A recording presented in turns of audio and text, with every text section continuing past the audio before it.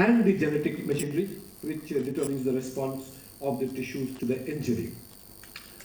So this is in summary that once there is an acute ischemia, there is an inflammatory stimuli which works at all the levels, at acute level and at the chronic level, and at the very acute level it causes damage and cytotoxicity, but also it may cause protection by preconditioning, and in the chronic setting, as in all inflammatory diseases, there can be healing also, once again because of the repair mechanisms through the inflammatory mediators, positive inflammatory mediators. Now, this is very complicated, it's very difficult. What are the therapeutic applications? Because that's finally what we are interested in. Well, there are some practicalities and there are some dreams and potential which might be realized someday. I think the first practical thing which has come out of understanding of these inflammatory mechanisms is the manipulation of the angiotensin converting enzyme. We all know angiotensin converting enzyme from our physiology days, but at that time we only thought of it in terms of the renin-aldosterone mechanisms, where it would immediately make up the hypotension and bring back the volume. But it turns out that 90% of the angiotensin converting enzyme is not in the circulation, but it's in the tissues, it's in the endothelium, and there it plays a very destructive role. And as a matter of fact, you can see here that within the plaque there's an angiotensin converting enzyme, and this leads to the decrease in the nitrous oxide production, this leads to growth factors, this leads to decrease in bradykinin, and this angiotensin 2, which is the final derivative of this angiotensin-renin system, leads to the local mediators of inflammation, VCAM, ICAM, cytokines, leading to chronic inflammation of the blood vessels, also thrombolysis, also vasoconstriction, and also plaque rupture. So the first manipulation of this angiotensinogen 2 has been to stop its production by inhibiting the ACE. And there have been many papers on it, first in animals and later on in human beings, for this ACE inhibition. And this is one of the biopsy samples. It's a gluteal artery biopsy. It seems to be the best biopsy sample if you want to study the arteries, because it gives you, it's a big vessel, so you can see a lot. Although the people on which you do it, they must be having very painful time to sit somewhere. But as a biopsy specimen, it's very good. And you can see how thick it is there. And after 1 year of ACE inhibition, you can see that the vessel seems to have become thin and compliant. So based on all these theoretical considerations, the first big study which came in the NEJM in the beginning of this millennium was HOPE study, where angiotensin converting enzyme inhibitor ramipril was conclusively shown to cause reduction in the cardiovascular events in the high-risk patient. And one of the main mechanisms of this, as in the paper, was the anti-inflammatory, anti-atherogenic mechanism. Now, the second important drug which has been used therapeutically is the high-dose atorvastatin after stroke or transient ischemic attack, which causes a significant reduction in the subsequent events, who were followed for about 4 years. And once again, the mechanism here was not only reduction of the cholesterol, because even in normal lipemic patients also, it reduced the event rate.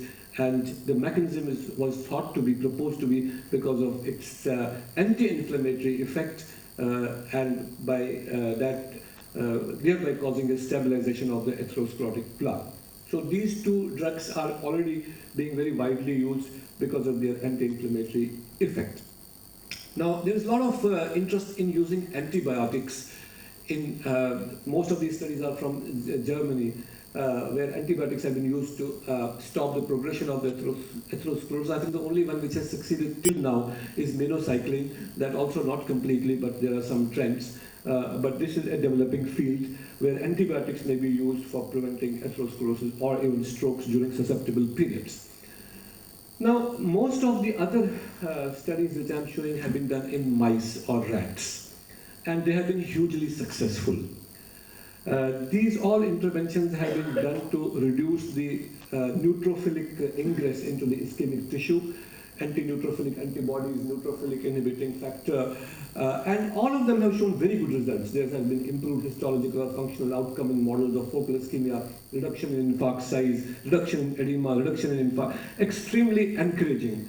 by these anti-neutrophilic strategies. Similarly, this is another set of papers where there have been antibodies to ICAM. These are the cytokines, which are the mediators of inflammation, and you can see reduction in the infarct size in rats with transient middle cerebral artery occlusion. And these are all of them are basically antibodies to one or the other of these inflammatory mediators. And it is surprising to see that in all of them, without any exception, there is a reduction in the infarct size, reduction in the infarct size, reduction in the infarct. So it looks a very theoretically very sound proposition to give these antibodies and cause reduction in the infarct size.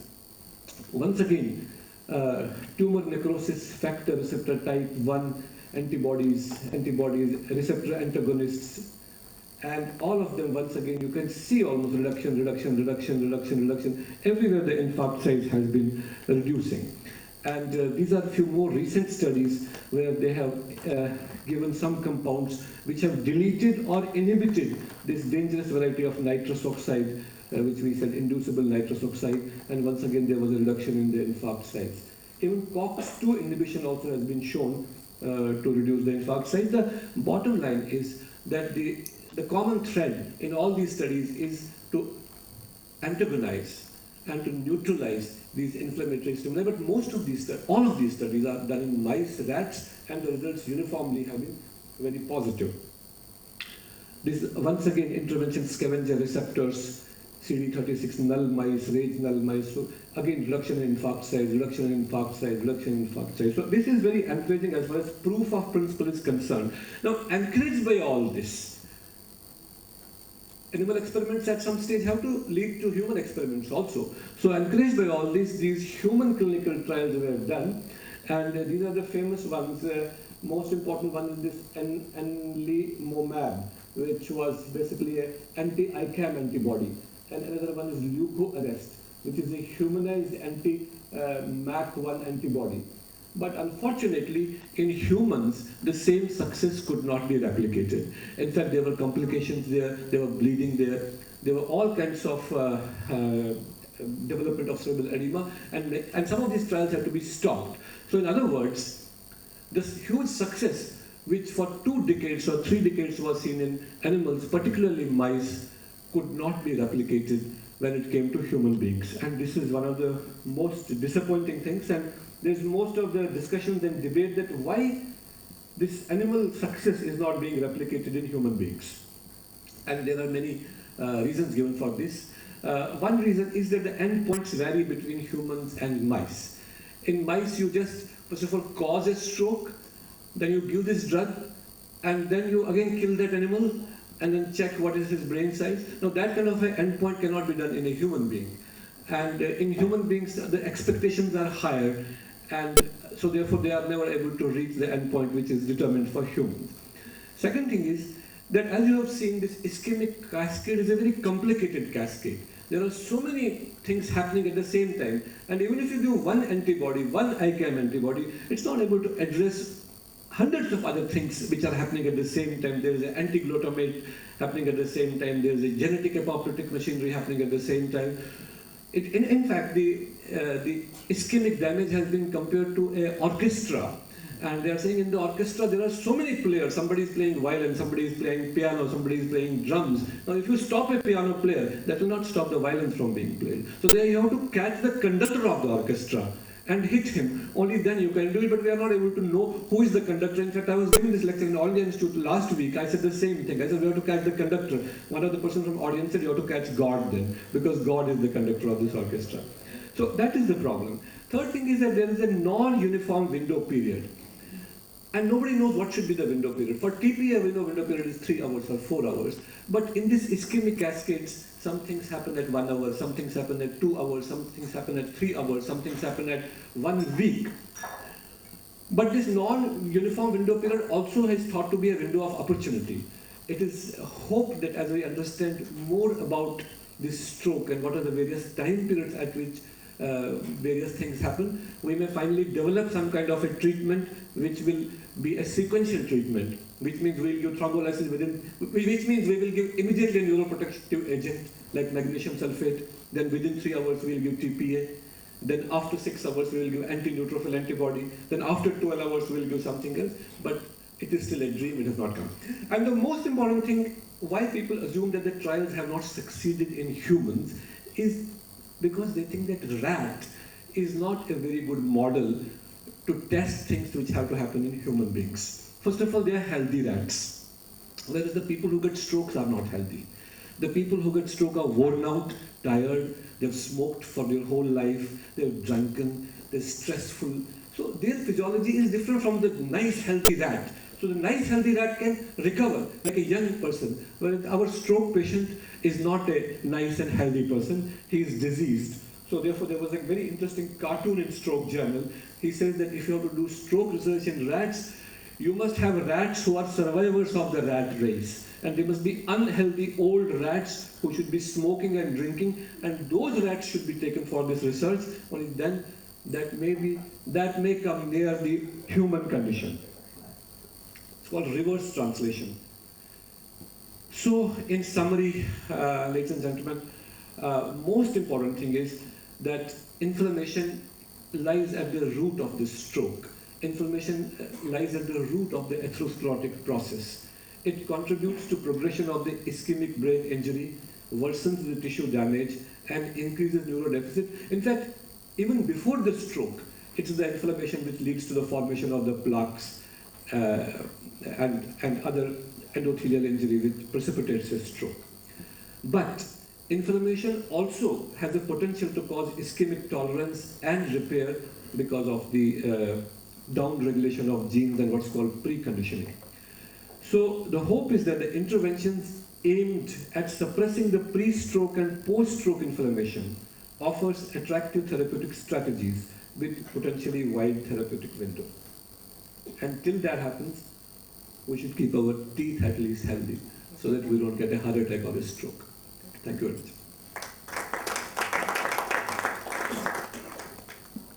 Apology, because I think it's very clearly so. Did miss out some of the earlier parts of the interesting talk, which fortunately we didn't manage to join halfway down. The part which I heard was quite enjoyable. You know, very exhaustively covered most of the aspects of inflammation and stroke. Before I pass on the mic to my co-chair and for the audience to ask questions, I just wanted to ask you about one of the recent papers in inflammation, general inflammation, actually, that's from your group. Yeah, some of the, I think there was a study on the different stroke types and some of the biomarkers of inflammation. So I don't know whether I joined a bit late and I missed it, or is that something which you are... No, we haven't done biomarkers.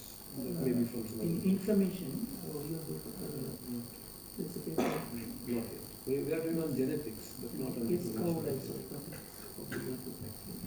There was a group of, another group of authors from Edinburgh, Dr. Whiteley, Wardlow and Pete Sandoval. They actually come up with a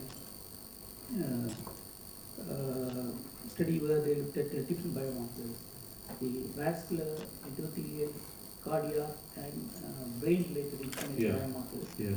And then Enolase is one of them. Enolase is much talked about these days. Yeah.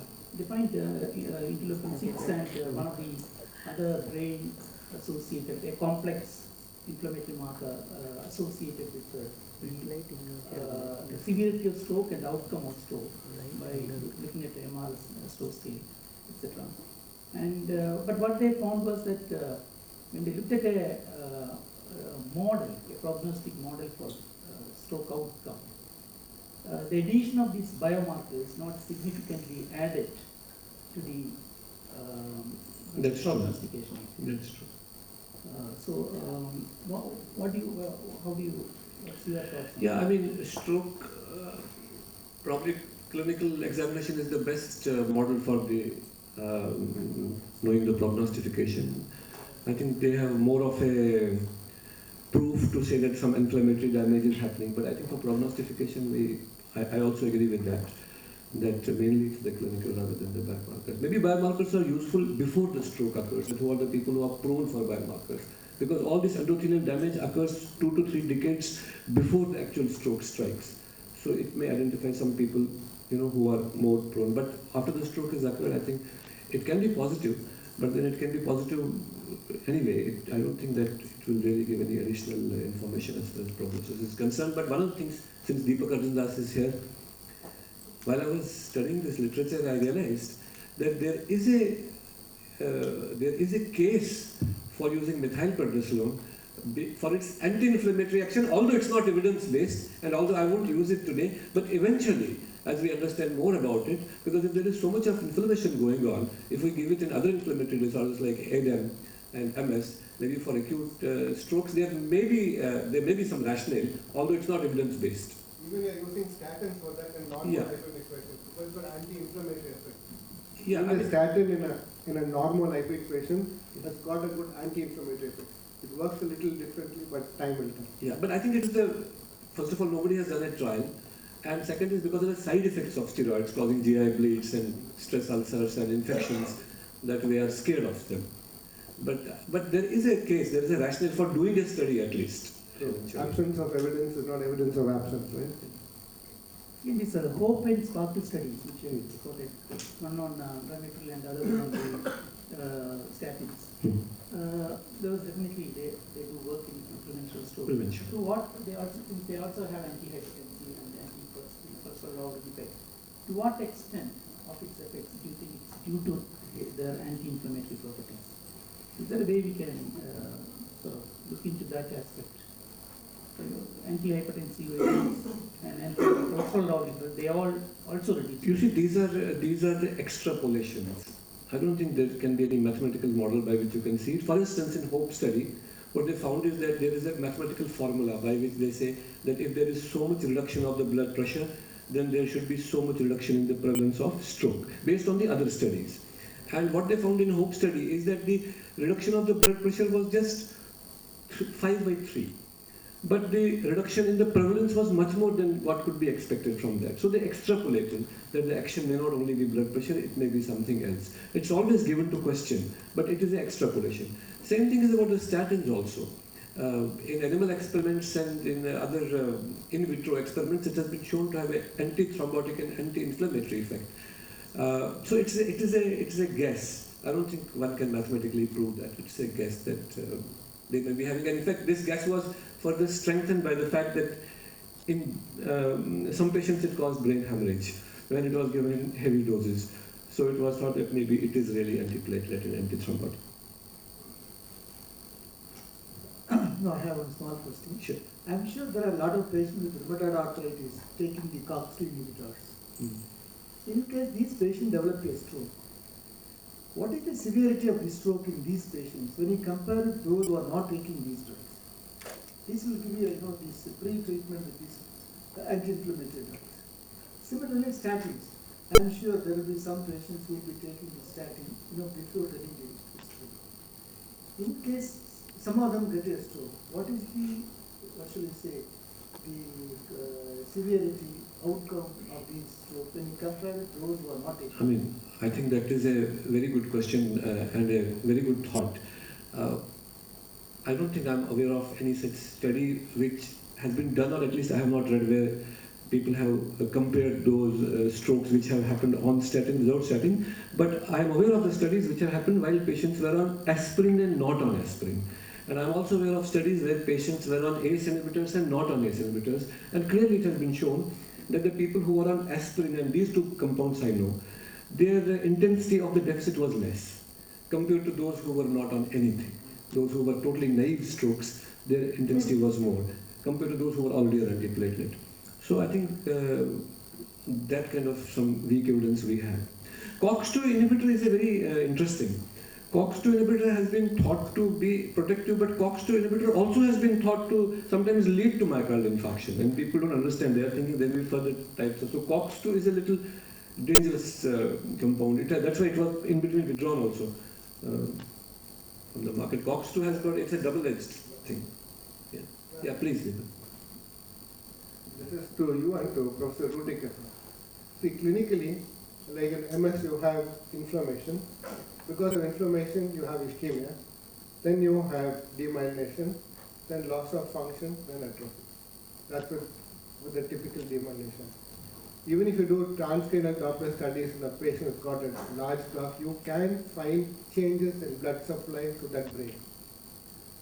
And it has been documented, and also one of the presidential orations in ECTRIMS, one of the speakers had spoken about it during the presidential oration, where he gave us the circuit of what happens in MS patients.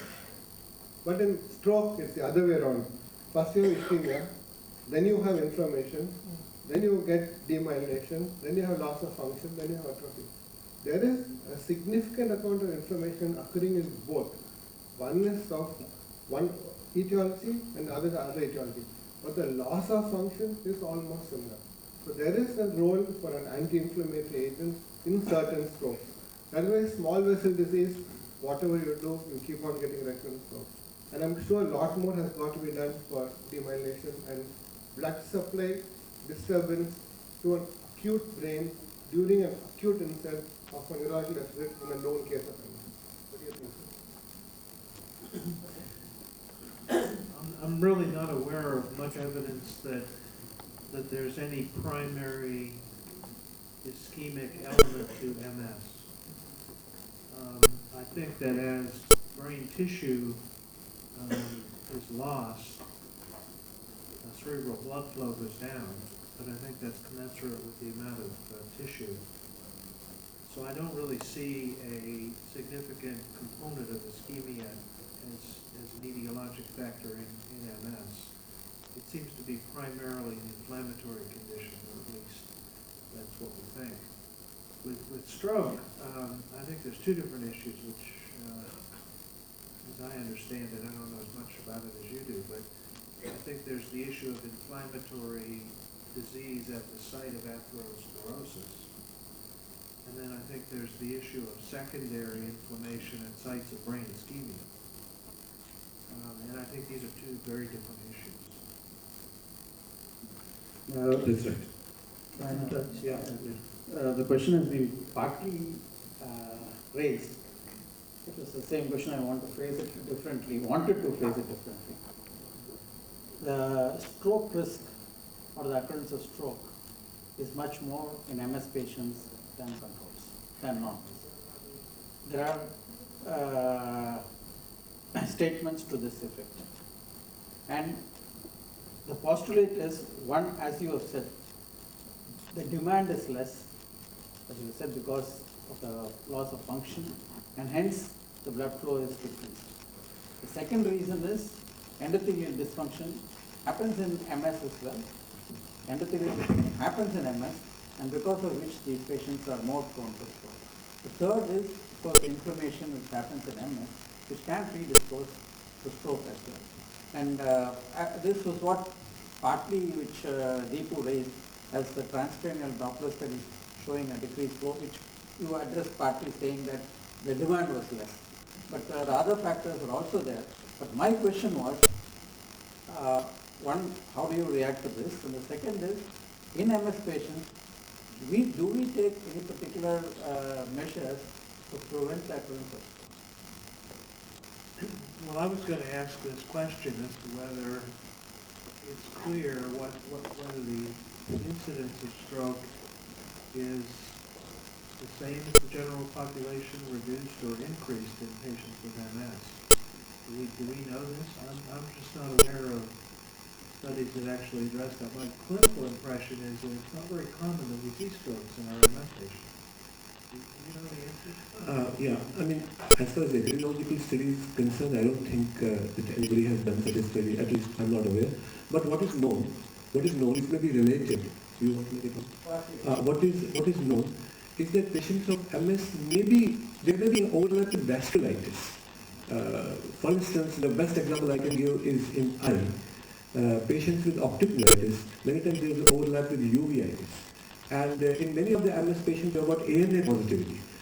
So there can be a vasculitis, but as far as atherosclerotic stroke is concerned, I'm not aware that it's in high prevalence. I think that the data is limited. The databases that have been looked at have limitations. Ruth Ann Marie, who would have been here and probably could have commented on this, is worked a lot with an RCOMS database, one of the larger databases in the U.S., and again, it has some advantages and some potential limitations.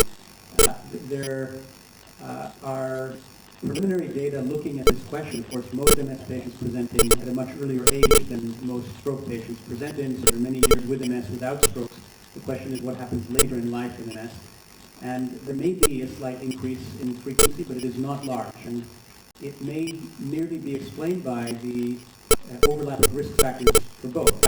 So that with smoking having been implicated as a risk factor for MS, and whether it's just in terms of pathogenesis or in terms of propagating mechanisms as well, and of course as a risk factor for stroke, these may be true, but unrelated in the sense that it's not something about MS that predisposes to stroke, but a risk factor that is involved with MS and also involved with stroke.